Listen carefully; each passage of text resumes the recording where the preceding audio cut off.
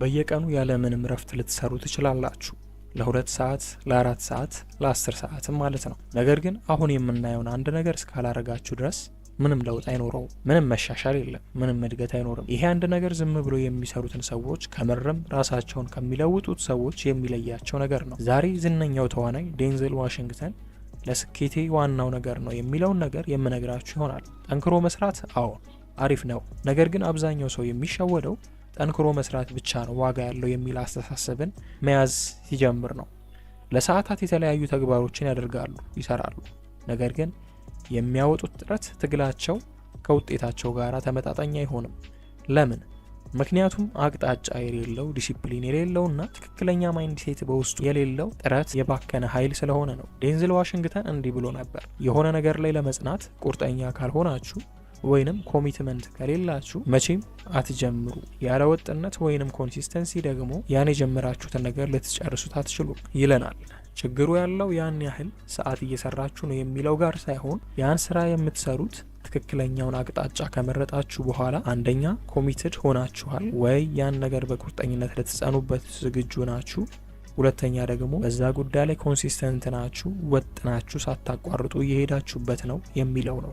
በቃ ጥረትን ወይንም መስራትን የለውጥ አንዱ ዋና ግብዓት አድርጋችሁ ያዙት። ከዛ ግን ኮሚትመንት እና ኮንሲስተንሲ ያን ዋና ግብዓት ጥረትን ዘላቂ ለውጥ የሚያደርጉት ነገሮች ናቸው። የዴንዘል ዋሽንግተንም የህይወት ጉዞ የሚያሳየው ይህን ነው። ዴንዘል ገና ስራውን እየጀማመረ በነበረበት ጊዜ ላይ እንደ ማንኛውም አዲስ ስራ እንደሚጀምር ሰው ፈተና አጋጥሞት ነበር። ስኬት ዝም ብሎ በቀላሉ የተሰጠው ነገር አልነበረም። ስራ ድብና አድርጎ ሰርቶ ነበር። ነገር ግን ያ ስራ ብቻውን በቂ አልነበረም። ሌሎች ተዋናዮች መሆን የሚፈልጉ ሰዎችም እሱ የሚሰራውን ስራ መስራታቸው እንደማይቀር የታወቀ ነው። ታዲያ ይህን ሰው ከሌላው ለየት ያደረገው ምንድን ነው? የማያቋርጥ የመጽናት ኮሚትመንት ዲሲፕሊኑ ነው። ጠዋት ላይ ስላለው ሁኔታ ሲናገርም ጠዋት በጊዜ ይነሳል፣ አእምሮንና አካሉን ያዘጋጃል።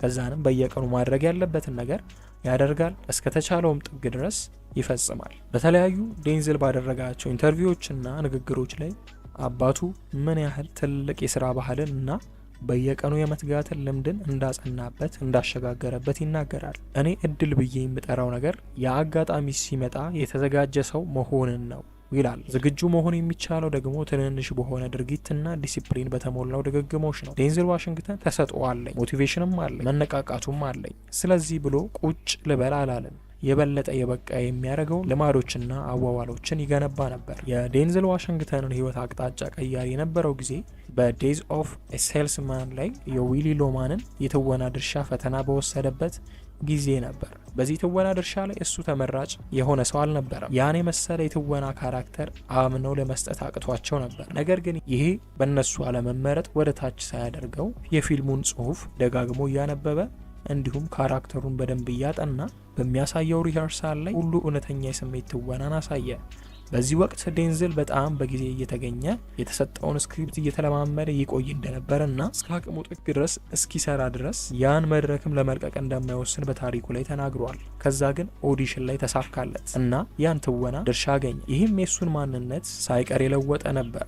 ራሱን የሚያይበትን መንገድ ቀየረ። ይሄ ሁኔታ ስለተሰጥኦ ብቻ እንዳልሆነ ያስረዳናል። ዲሲፕሊንድ ሆኖ መገኘት ዝግጁ ሆኖ የመገኘትም ውጤት ነው እንጂ። ትሬኒንግ ዴይ ፊልም ላይ አሎንዞ ሃሪስ የተባለውን የዴንዘል ዋሽንግተንን ኦስካር ያሸነፈውን የትወና ድርሻውን ሮሉን እንደ ምሳሌ ውሰዱት። ይህን ድርሻ ለመተወን የትወና ክህሎት ብቻ ሳይሆን የአእምሮ ጥንካሬና ጽናት፣ ብርታት እነዚህ ሁሉ እንዲኖርብኝ ተጠብቆብኝ ነበር ብሎ ተናግሯል። ዴንዘል ለዚህ ትወናው ለወራት ሲዘጋጅ ነበር። የፖሊሶችን ስልቶች ሲያጠና፣ የኃይልና የማጭበርበር ሳይኮሎጂ ለመረዳት ሲሞክር። እንዲህ ያለው ለትወና የሚደረግ ዝግጅት ዝም ብሎ በቀላሉ አንድ መስመርን አንብቦ መያዝ እንዳልሆነ ልትገነዘቡ ይገባል። ያን የሚተውኑትን ካራክተር እውነተኛ የሚያደርገውን ዲሲፕሊን እና ማይንድሴት ለራስ መያዝ ነው። ዲሲፕሊን ምንድን ነው? ዲሲፕሊን በግቡና በማሳካቱ መካከል ያለ ድልድይ ነው። ቅጣት ወይንም ስሜት አልባነት አይደለም። የዛን ቀን ማድረግ ያለባችሁን ነገር ማድረግ ፈለጋችሁም አልፈለጋችሁም ነገሩን ለማድረግ መምረጣችሁ ነው። ጊዜያችሁን፣ ኃይላችሁንና ትኩረታችሁን በመቆጣጠር ጥረታችሁ ዋጋ ያለው እንዲሆን የማድረግ ድርጊት ነው። በሌላ ትወናው ዴንዘል ዋሽንግተን ሪሜምበር ዘ ታይታንስ በተባለው ፊልም ላይ ደግሞ የሃይ ስኩል የፉትቦል ቲሙን በማያባራ ብርታትና መጽናት ክለቡን ወደ አሸናፊነት ሻምፒዮንስ የቀየረ አንድ የእውነተኛ ታሪክን አሰልጣኝ መስሎ የተወነበት ነው። ዴንዝል ዋሽንግተን ይሄን የአሰልጣኝ ትወና ድርሻ ከሚገባው በላይ ተውኖ የዛን አሰልጣኝ እውነተኛ ማንነት ቁልጭ አድርጎ በትወናው አሳየ።